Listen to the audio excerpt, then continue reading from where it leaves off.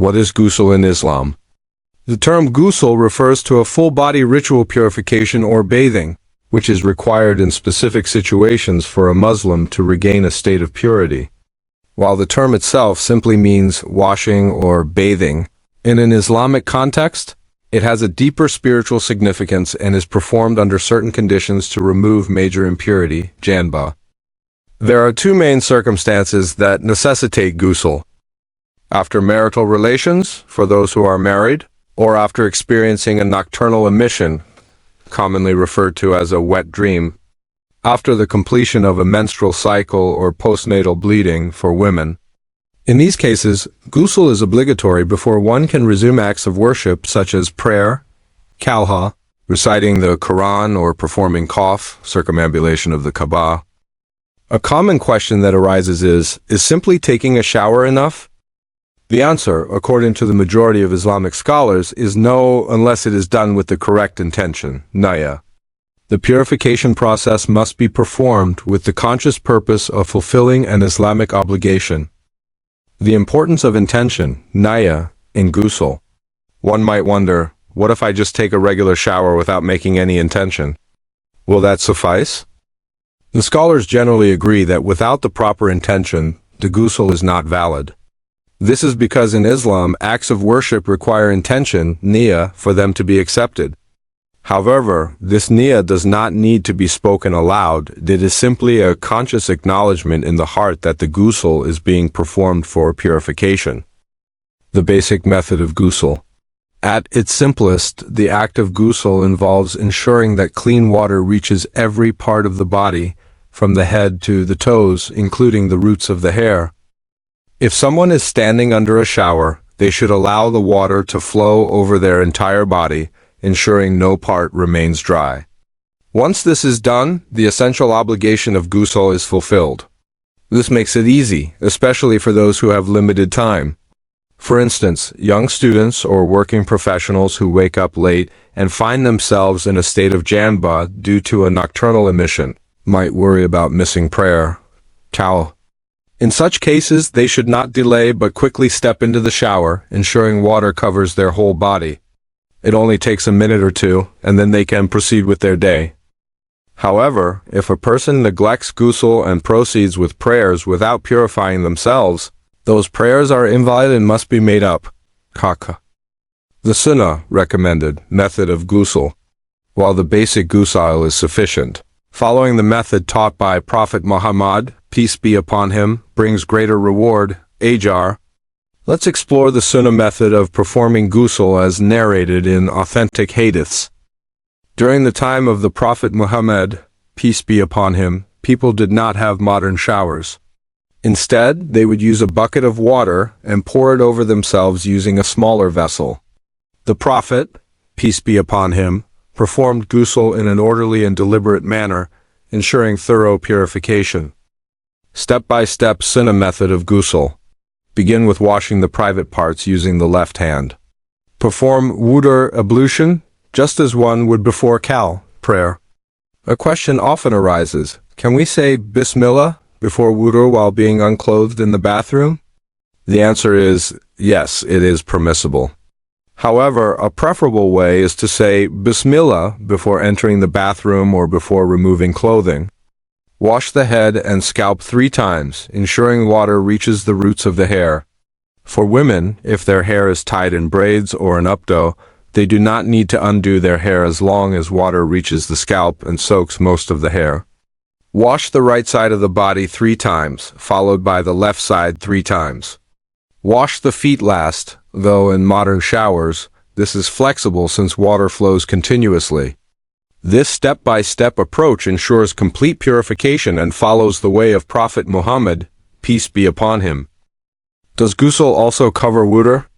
Another common question is, if I perform Ghusl, do I still need to make wudu separately? The answer is that Ghusl already includes wudu provided that all the required parts of the body are washed properly. However, for added certainty, it is always recommended to make a separate wudu before or after Ghusl to ensure one is in a pure state for prayer.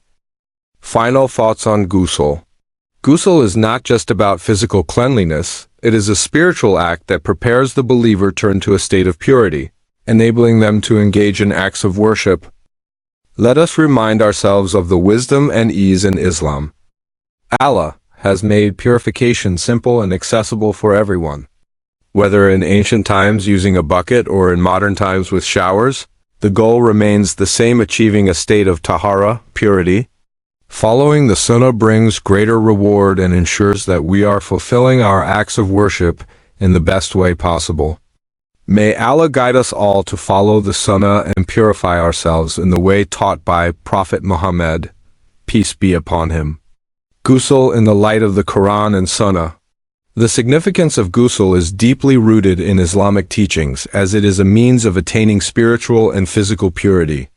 The voice you selected does not support this language. Please click the upper right corner to switch to another voice. Surah An-Nisa 4:43. This verse clearly indicates that major ritual impurity, janba, prevents a person from engaging in acts of worship such as kalha, prayer, and purification through ghusl is required before resuming these spiritual duties. The voice you selected does not support this language. Please click the upper right corner to switch to another voice. Surah Al-Ma'idah 5-6. These divine instructions emphasize the importance of maintaining cleanliness, which is a fundamental part of a Muslim's daily life. Additionally, Prophet Muhammad, peace be upon him, stated in an authentic hadith, "Purity is half of faith." Sahih Muslim. This hadith reinforces that tahara, purification, is not merely a physical act but an integral part of one's faith and spiritual well-being. Types of ghusl, obligatory and recommended. There are different types of ghusl in Islam. Some are obligatory, fard, while others are recommended, mustahab. Understanding these distinctions ensures that a Muslim maintains the required level of purification at all times. 1. Obligatory, fard ghusl. A person is required to perform ghusl in the following situations: after marital relations or ejaculation, whether awake or due to a wet dream; after menstruation or postnatal bleeding for women; upon converting to Islam, if the person was previously engaged in acts of impurity; before offering janza, funeral prayer, if in a state of janba; before performing tawaf around the Kaaba during Hajj or Umrah. Neglecting these instances of obligatory ghusl invalidates acts of worship, such as qal and recitation of the Quran. 2. Recommended mustahab ghusl. While not obligatory, it is highly recommended, sunnah, to perform ghusl on certain occasions for extra purification and reward. Before attending the Friday prayer, Jumu'ah. Before Eid prayers, Eid al-Fitr and Eid al-Adha. Before entering the state of ihram for Hajj or Umrah. Before seeking repentance or supplicating for special needs. Before attending important gatherings or celebrations.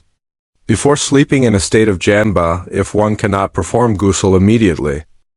The Prophet Muhammad, peace be upon him, regularly performed ghusl on Fridays, encouraging Muslims to do the same as an act of personal hygiene and spiritual preparation. When one of you comes for Friday prayer, let him perform ghusl. Sahih al-Bukhari and Sahih Muslim. Common misconceptions about ghusl. Despite its simplicity, many people hold misconceptions regarding ghusl. Let's clarify some of these misunderstandings. Ghusl must be done with soap and shampoo. False. Ghusl is a ritual purification that only requires clean water. Using soap, shampoo, or scented products is optional but not necessary. Ghusl is invalid if hair is tied up. False. As long as water reaches the scalp and soaks most of the hair, it is valid. Women with braids or tied-up hair do not need to undo them unless it prevents water from reaching the roots. Ghusl has to be done immediately after janba. False. While it is best to perform ghusl promptly, if someone cannot do so immediately, they should at least perform wudu before sleeping or engaging in other activities. Ghusl requires a separate wudu afterward. False. If all body parts are washed properly, ghusl includes wudu. However, making a separate wudu afterward is recommended for extra caution. Practical tips for performing ghusl easily. Many people, especially students or working individuals, worry about time constraints when performing Ghusl, especially before Fajr prayer or heading to school work. Here are some practical tips to make Ghusl quick and efficient. Prepare beforehand. If you anticipate needing Ghusl, have fresh clothes and towels ready. Use a warm shower. Cold water can make the process uncomfortable and rushed. Make intention beforehand. This saves time and ensures your Ghusl is done with purpose. Ensure thorough washing. Focus on covering the entire body efficiently, including the roots of the hair. For women with braids or long hair, tilt the head slightly and let water soak through the roots. The spiritual benefits of Ghusl. Beyond the physical purification, Ghusl carries profound spiritual significance. A fresh start, Ghusl washes away major impurities, allowing the believer to reconnect with acts of worship. A source of barakah, blessing. Following the Sunnah way of Ghusl brings extra reward and enhances one's spiritual state. A means of inner peace. Purification has a psychological effect, making a person feel refreshed and spiritually uplifted. The Prophet Muhammad, peace be upon him, always emphasized personal hygiene and cleanliness, teaching us that purity is beloved to Allah. Indeed, Allah loves those who purify themselves. Surah Tawbah 9-108. By performing Ghusl regularly and properly, a believer not only fulfills a religious obligation, but also cultivates a habit of cleanliness and mindfulness in daily life. Final words: Ghusl as a lifestyle. Islam encourages cleanliness, purity, and self-care. Performing Ghusl should not be seen as a burden but rather as an act of devotion that brings both physical refreshment and spiritual renewal. Let us strive to follow the Sunnah of Prophet Muhammad, peace be upon him, in every aspect of our lives, including purification, so that we may earn the love and pleasure of Allah. May Allah grant us purity in body, heart, and soul and allow us to always remain in a state of tanra, ritual purity. Mumnyan.